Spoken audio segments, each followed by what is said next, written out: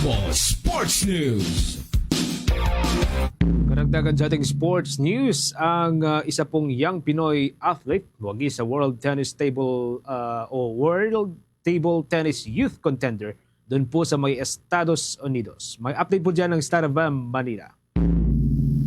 Naiuwi ng batang Pinoy table tennis player na si Kevin Keith Cruz ang silver medal sa under-15 boys single category sa katatapos lamang na World Table Tennis Youth Contender 2025 sa San Francisco, USA. Bagamat inaasam ni Kevin ang gintong medalya mula sa kanyang laban, marami naman itong natutunan sa pagiging silver medalist na gagamitin umano niya sa mga susunod na tournament. Hindi po masaya. Lamang na po kasi ako nung last set and hindi ko pa rin nakuha. Siguro po sa rest po, masyado ko pong pinipilit yung katawan ko kahit hindi na po masyadong kaya.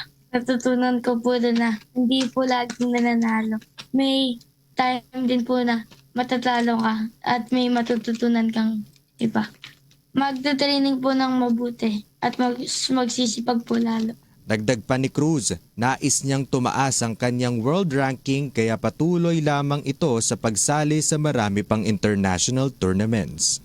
Lubos naman ang pasasalamat ng batang athlete sa lahat ng tumulong sa kanyang international competition. Gusto ko lang po magpasalamat sa mga coaches na nagtumulong po sa akin mag-prepare and sa mga teammates ko na lagi pong sumusuporta kahit wala po dito.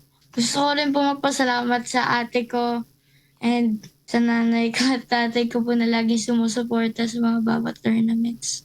Iyan ang bahagi ng exclusive interview ng 102.7 Star FM Manila kay Kevin Keith Cruz, silver medalist sa World Table Tennis Youth Contender 2025. Yan ang balita mula rito sa 102.7 Star FM Manila. Star DJ German Bolero nag-uulat para sa number 1 and most trusted radio network in the country. Bombo Radio Philippines. Basta Radio. Bombo!